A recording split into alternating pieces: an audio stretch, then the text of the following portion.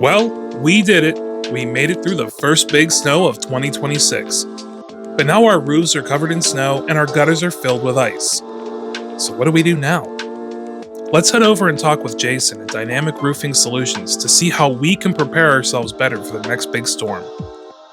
Hey guys, Jason with Dynamic Roofing here today. We're out here fresh off a blizzard that hit early 2026.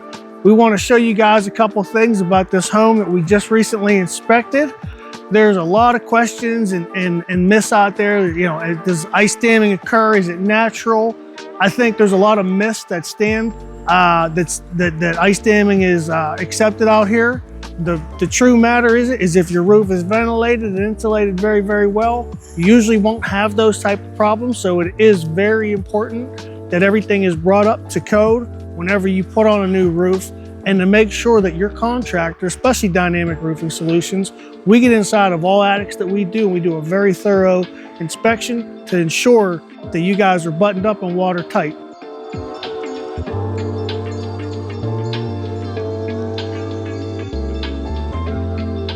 So we get a lot of questions. What exactly is ice damming? How does ice damming impact our home?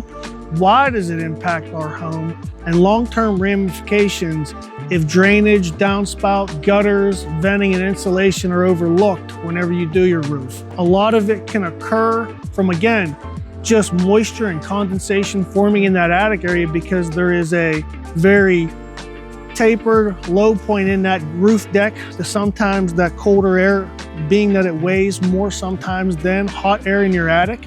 It kind of comes down to those under attic insulated areas in your attic, and it will form ice damming and condensation.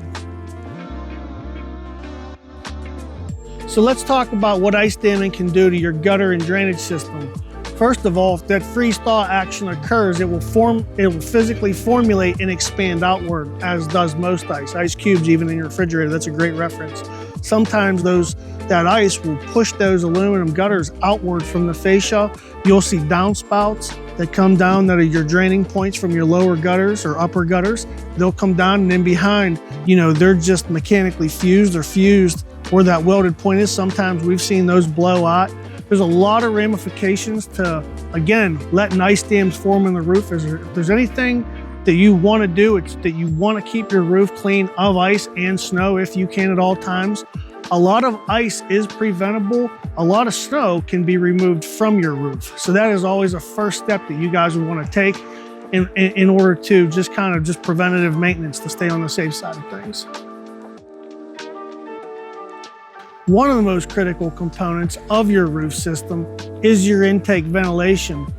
There are a lot of people out here with, they have a gutter detail that kind of meets that siding area.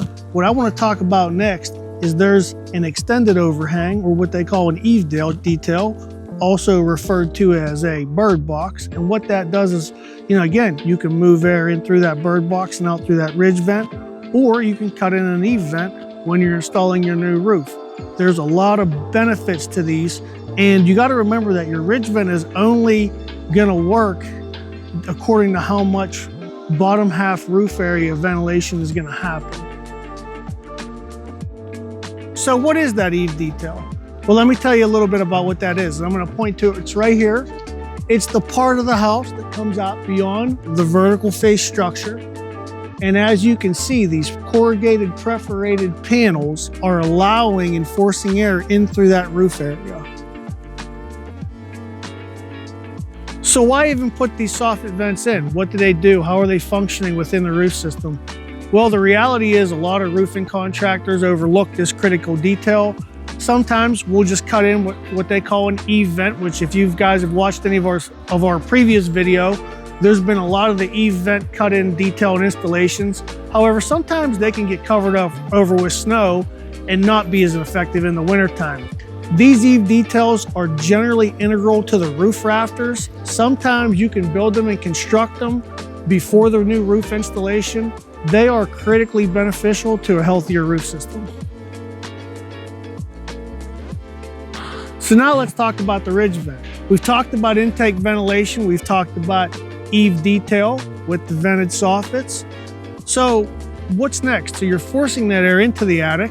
Well, obviously that cold or warm air depending on whatever the ambient temperature is outside, needs to get flushed out through that ridge vent. So a lot of these venting components that we talk about are what they consider continuous venting components. And the word continuous is end to end by definition.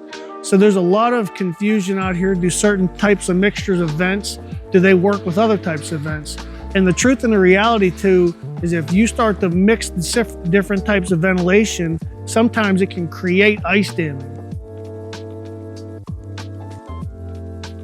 All right, so we're going to talk about mixed venting next, and why sometimes if you add too much ridge insulation or too much ridge ventilation, what it can do is it can draw the cold air into the attic with nowhere to go. So it has nothing to do with insulation at that point. You're working against the outside walls, which are your primary source of heat loss a lot of times, around your windows as well. Earlier today, we were out at a house and we inspected a home that had a ridge vent, a power vent, and 2 gable vents, all on the top half of the roof with low ceiling clearance in the attic. Now, the home was primarily set up for a power vent and 2 gable vents, but the contractor overlooked the detail where he cut in a ridge vent. So now all that cold air was being drawn into the attic and combating against the warm temperatures in the attic, creating a freeze thaw that was damaging the inside of the home by the ice and snow backing up and going under the shingles and down the outside walls. Because of the heat that they had lost from inside of the home that met that freeze thaw point, and next thing you know, your outside wall structures are saturated with water. So again, some of the things that can happen to the internal structure is when you have that freeze thaw, the water naturally has nowhere to go. So what it does is it'll back up and it'll start to separate shingles. It'll create a damming effect from the gutter. And as it's melting downward, because gravity pulls the ice and snow down off the roof, it will back up even under the shingle on your first course of shingle and come inside the wall structure and ruin your insulation on not only your attic area, but sometimes your wall cavity too as well. And again, this is something to where any attic that we inspect, we're going to go up, take a really good look at not only the ventilation, but also your insulation too, to make sure you're up to code. So usually between an R48 and an R60 is a recommended sort of code out here in the Northeast part of the United States. So we kind of look at that too as well. And yeah, it's good stuff. Thanks, Jason. So if your gutters keep getting jammed up with ice, here's a couple key things to remember. Correct attic insulation, proper ventilation, and preventative maintenance all work in conjunction to keep your roofs free of snow and your gutters clear of ice.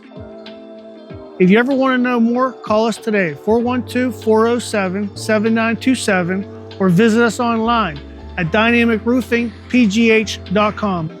It's your roof and our reputation.